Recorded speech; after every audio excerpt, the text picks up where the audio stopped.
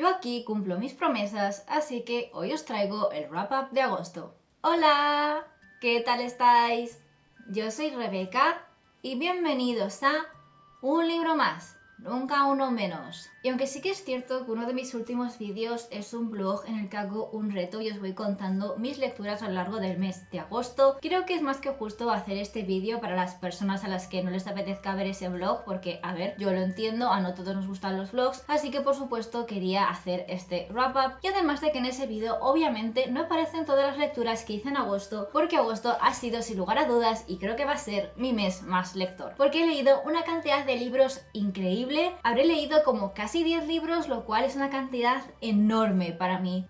o sea, una persona que suele leer pues eso de 4 a 5 libros por mes, que a ver, que no es una mala cantidad, no es que tengas que leer una serie de libros al mes para ser un verdadero lector, obviamente aquí cada uno lee lo que da la gana y a su ritmo, pero es eso, que para mí este mes es una excepción porque he leído un montonazo, sobre todo libros cortos, así que para este wrap up, para hacer algo un poco distinto a lo que he hecho en otros vídeos de este estilo, voy a hablaros de ellos según el número de páginas. Es decir, que voy a empezar con el libro más corto que leí durante el mes de agosto hasta el libro más largo. Y mi lectura más corta del mes de agosto, sin ninguna duda, con menos de 100 páginas, se trata de Abelaiña e o camino a illa. Como ya dije un poco en ese blog, venía de leer el libro de El camino de los reyes de Brandon Sanderson, libro de que obviamente os hablé en el wrap-up pasado, y como ya expliqué, fue un libro ante todo denso, muy largo, muy pesado, y creedme que después de semejante lectura mi cerebro no podía más. Y por supuesto me dije a mí misma que en agosto sí o sí iba a leer libros cortos por mi salud mental.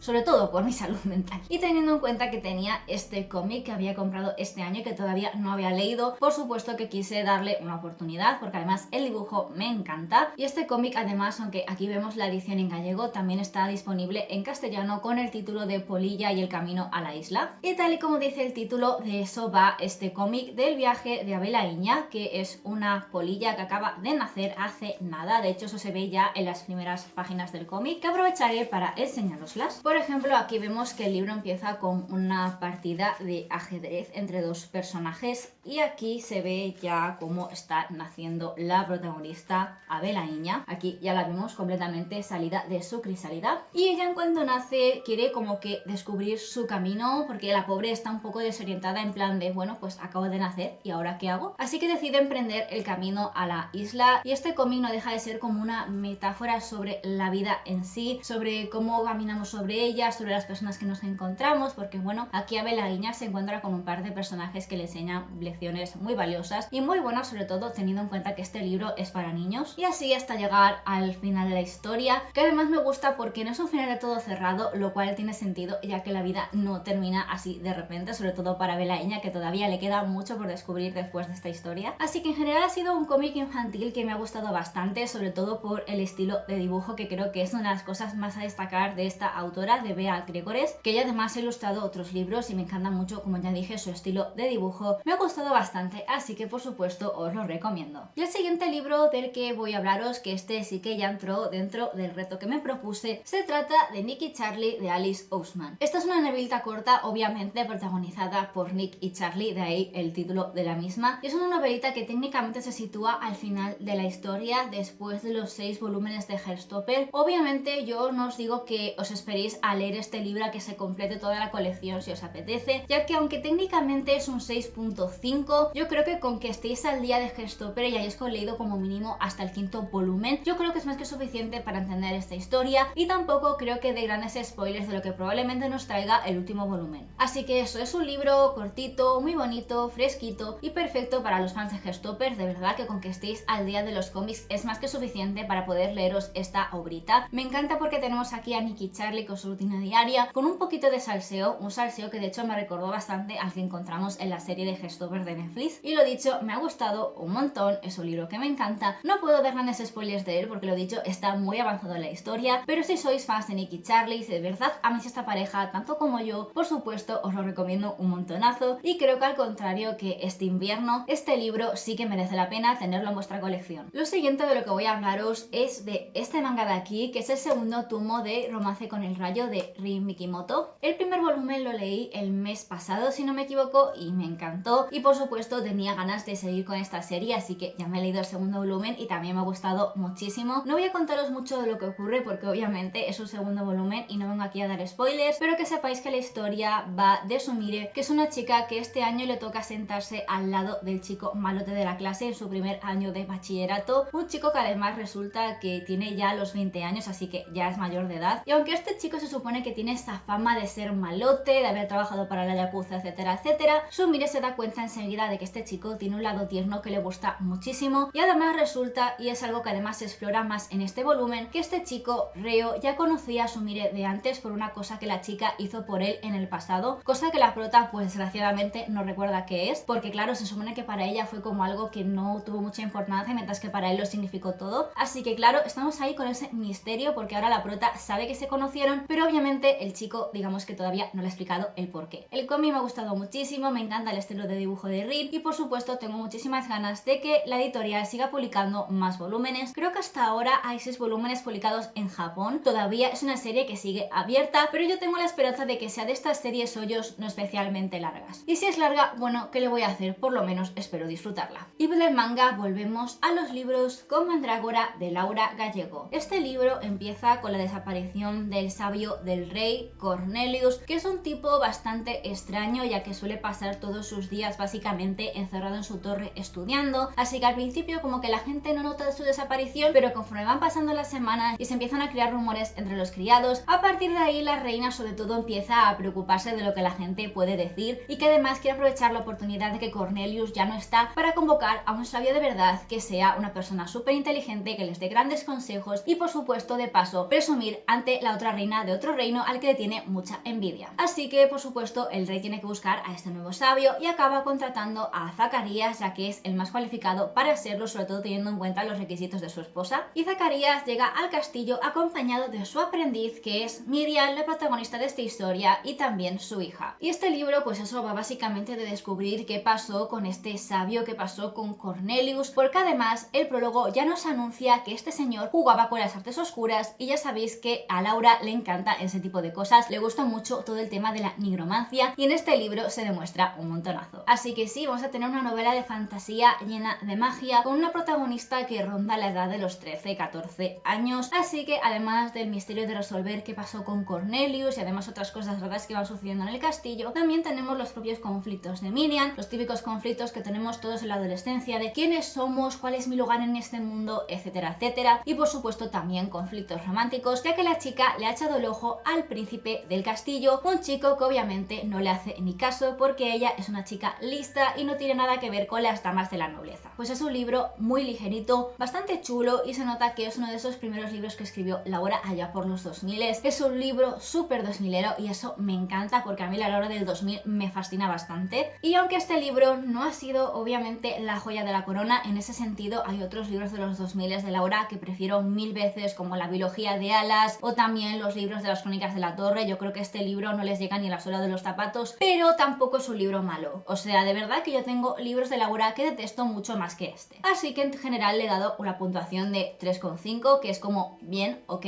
aprobado, está bien Laura, un aplausito porque estos fueron tus primeros libros y creo que lo hiciste bien, sobre todo teniendo en cuenta en la época en la que se escribió. Así que es un libro que os recomiendo bastante, sobre todo si echáis de menos a esa Laura de los 2000 y es un libro que todavía os falta por leer de Laura Gallego. Y pasamos a otro libro súper 2000ero porque la verdad es que este agosto he tenido un poquito de nostalgia leyendo estos libros y se trata de Lobo, el camino de la venganza de Patricia García Rojo. Este libro nos cuenta la historia de Fénix, que es una chica que trabaja como sirvienta en un castillo. Por una serie de acontecimientos se mete en un lío y la encierran en una celda y mientras ella se está lamentando ahí encerrada aparece un chico de la nada y además está siendo perseguido por una banda que parece muy peligrosa. Así que a ella, para no ser obviamente acribillada por estas personas, no le queda otro remedio que seguir con el chico para obviamente de paso ella salir de esa cárcel, y lo que hacen para escapar es saltar a un cuadro, porque aquí existen los salteadores, que son unas personas que tienen el poder de saltar entre cuadros y además de que estos también tienen otros poderes. Por poneros un ejemplo, aquí está Grillo, que es el chico que rescata a Fénix, y este chico por ejemplo tiene el poder de la telequinesis. Y esto de los cuadros fue quizás lo que más me llamó la atención para leer esta historia, porque el tema de saltar a los cuadros me pareció parecía algo bastante original y además me gusta mucho cómo lo ha hecho la autora,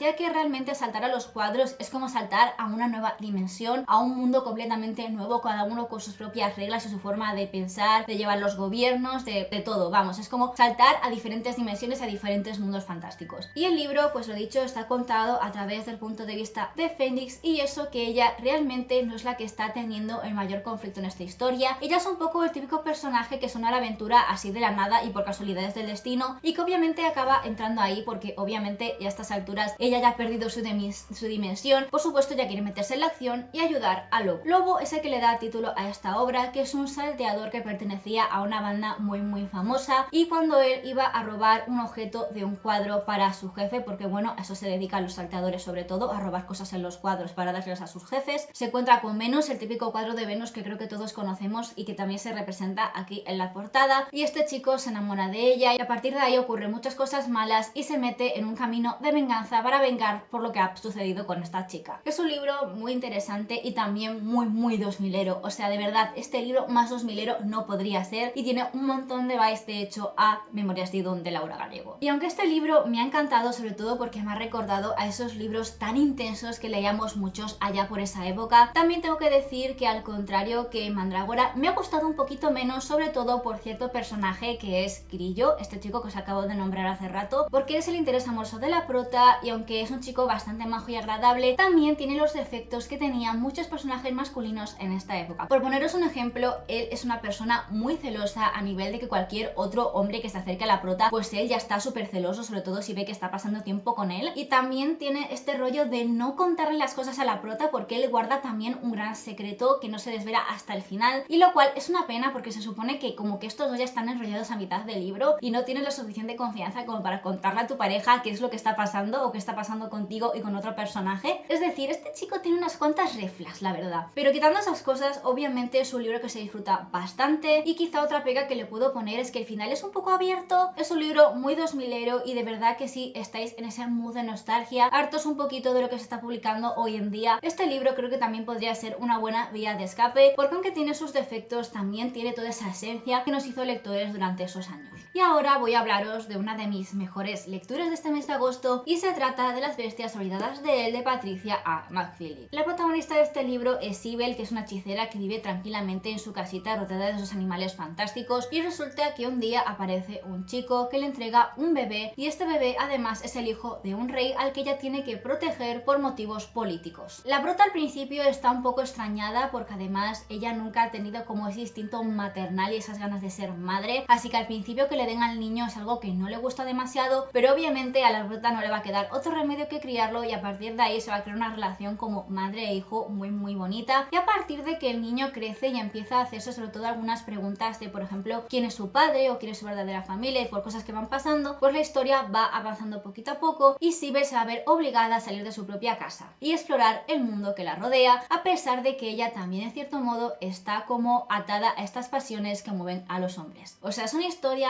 fantástica de los años 70, pura y dura, tanto por la historia como por los personajes y sobre todo por el estilo de escritura. Lo digo porque, por ejemplo, cuando empecé a leer el primer capítulo y empezaron contándonos como un montón de datos sobre la familia de Sibel, en plan quiénes fueron los magos que estaban viviendo en esa casa antes que ella, que forman parte de su familia, me quedé como...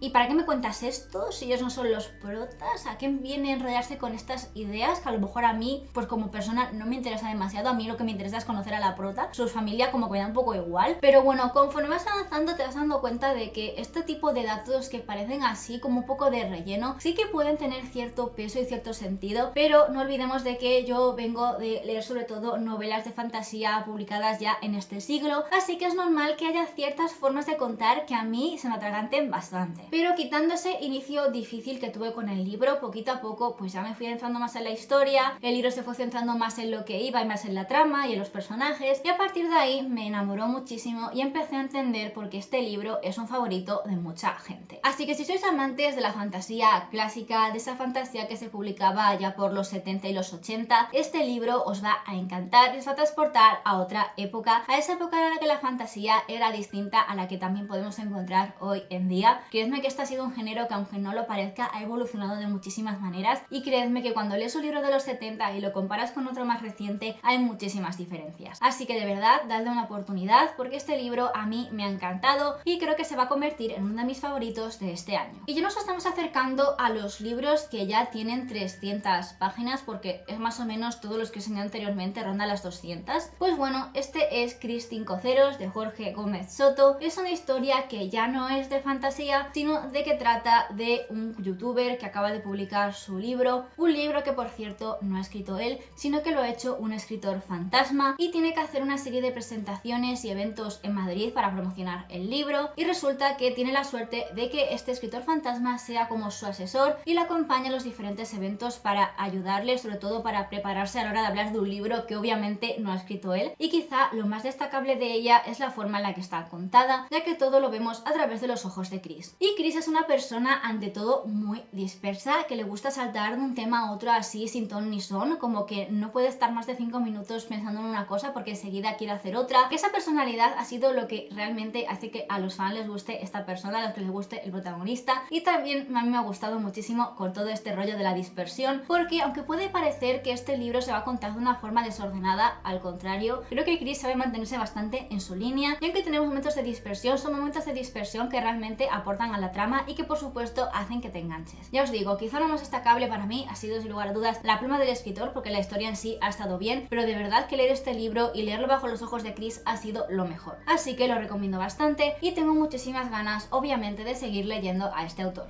Y ya nos estamos acercando al final, y aquí ya tengo Una sonata de verano de Belén Martínez. Este es un libro que, como comenté en el blog, quería leer para una lectura conjunta que estaba haciendo este mes. Ha sido para mí una relectura porque, como muchos ya sabréis, este es uno de mis libros favoritos de la vida, y que sepáis que tras volver a leerlo lo sigue siendo. O sea, es un libro que en el fondo tiene bastantes defectos. Por poneros un ejemplo, es un libro que si ya tenéis mucho bagaje lector, enseguida vais a adivinar todos los plot twists y todos los giros que se le ocurra a la autora para esta historia, y enseguida vais a saber un poco cómo va a terminar y ya podéis haceros una idea de muchísimas cosas. Y por ejemplo, sí que es cierto que hay algunos temas fuertes que se tocan en esta historia que a lo mejor son tratados de una forma no muy profunda y como que se usa más como un efecto dramático en sí para la historia, y realmente la autora no se detiene como a hablar de esto seriamente. Pero quitando ese par de cosillas que se le vienen ahora a la cabeza, que pueden ser defectos del libro o que para alguien, o que pueden hacer que esta lectura para alguien no sea tan disfrutable, para mí sigue siendo un libro que me ha llegado al corazón, porque aquí tenemos la historia de Casio.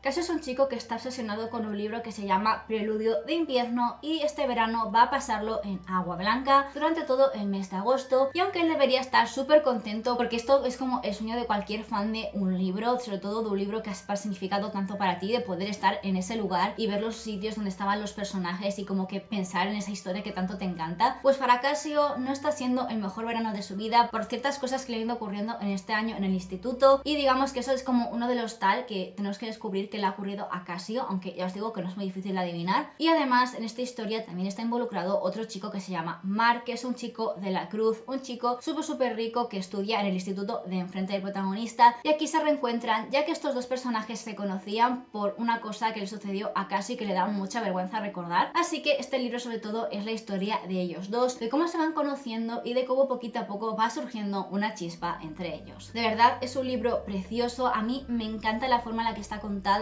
la pluma de Belén es ya exquisita en este libro, y además sin él no tendremos otros libros suyos que me encantan, como Cuando reescribamos la historia o El vals de la bruja. Fue con este libro con el que me enamoré de su escritura y sigo siendo una gran fan de ella a día de hoy con este libro. Si no lo hubiese leído probablemente no tendría tanto cariño a esta autora como lo tengo ahora mismo, y aunque es un libro que con el paso del tiempo ya he sido capaz de ver más sobre todo sus cosas negativas, por supuesto que no dejo de ver las positivas. No deja de ser una historia súper adorable entre dos chicos que me encanta, que me enamora y que siempre me encanta recordar y rememorar estos momentos que ellos comparten a lo largo de este verano. Así que de verdad a mí me ha gustado muchísimo, y aunque sé que este libro a lo mejor no es para todo el mundo, a lo mejor no todo el mundo le tiene este mismo cariño que yo, para mí es un libro muy especial y por supuesto lo recomiendo. Y ahora sí que sí, hemos llegado ya al último libro de este wrap up, y el único que desgraciadamente he suspendido este mes, y se trata de Criaturas imposibles de Katherine Rundell. Este es un libro middle grade en el que tenemos a dos dos protagonistas. El primero de ellos es Christopher, que es un chico que tiene una gran conexión con todo tipo de animales. Es el típico personaje al que se le acercan los pajaritos para posarse en su hombro, al que se le acercan las ardillas para que los acaricie un poquito. O sea, es como una especie como de Blancanieves, por así decirlo, que la verdad es un personaje que creo que sinceramente fue el que más me gustó y que me cayó súper bien desde el principio, sobre todo con esta afinidad que él tiene. Y por otra parte tenemos a Mal, que es una chica que vive en unas islas donde todavía existen las criaturas mágicas. Ella es una experta en ellos y además tiene como una especie de abrigo enorme con el que puede volar, lo cual me pareció un detalle muy chulo. La historia sobre todo comienza cuando a ella le persigue un asesino que quiere acabar con su vida, y gracias a este acontecimiento su historia va a chocar con la de Christopher, y a partir de ahí los dos se van a sumir en una gran aventura para salvar a las criaturas mágicas del archipiélago. Este es el típico libro middle grade en el que los protagonistas tienen que básicamente salvar el mundo, y esta vez lo harán acompañados también de una pequeña tripulación en un barco compuesta por otros dos adultos. Y la verdad es que es una historia que es muy clásica, que tiene todo este tipo de criaturas que ya conocemos de nuestro imaginario, como los unicornios, los dragones, los grifos, y también hay otras que a lo mejor no se conocen tanto y que creo que están muy bien, porque así los niños también van conociendo a otras criaturas más allá, pues eso, de las típicas que conocemos todos. Pero a pesar de que el worldbuilding está bien y que personajes como Christopher me caen bien, ha sido un libro que me ha decepcionado en muchos sentidos, ya que la historia no ha ido por donde yo quería, el final no me terminó de convencer, y en general ha sido un libro que con el paso de los capítulos le fui cogiendo cada vez más pereza a terminarlo. Pero lo terminé, y aún así es una pena porque, lo dicho, es una edición preciosa del libro y creo que la historia en sí está bien, y esa típica historia que creo que puede gustarle a cualquier niño o niña de 11 o 12 años, pero en mi caso, lo dicho, creo que he leído middle grades muchísimo mejores que este, y quizá lo único que se medio salva para mí de este libro es el worldbuilding, y eso que la autora también tiene momentos como de infodumping en el que te explica cosas un poco por explicártelas, la verdad.